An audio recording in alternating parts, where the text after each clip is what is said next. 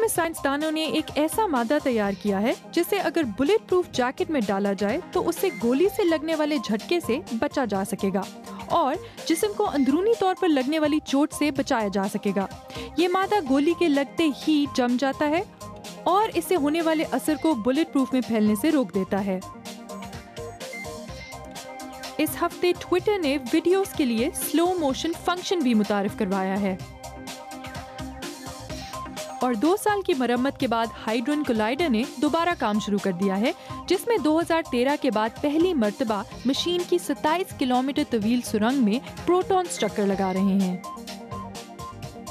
एक mobile battery भी सामने आई है जो सिर्फ 1 मिनट में चार्ज की जा सकती है। और एप्पल की घड़ी अब अमेरिका और 8 दूसरे ममालिक में मार्केट में सेल के लिए दस्तयाब है। इस घड़ी पर सार्फिन ईमेल चेक कर सकते हैं, म्यूजिक सुन सकते हैं और इसे आईफोन के साथ पेयर करके कॉल भी की जा सकती है।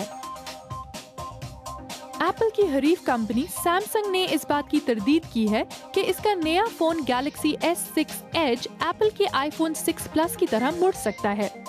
कंपनी का कहना है कि जो भी ये दावा कर रहा है उसे दोबारा उनके फोन का तज्जिया करना चाहिए।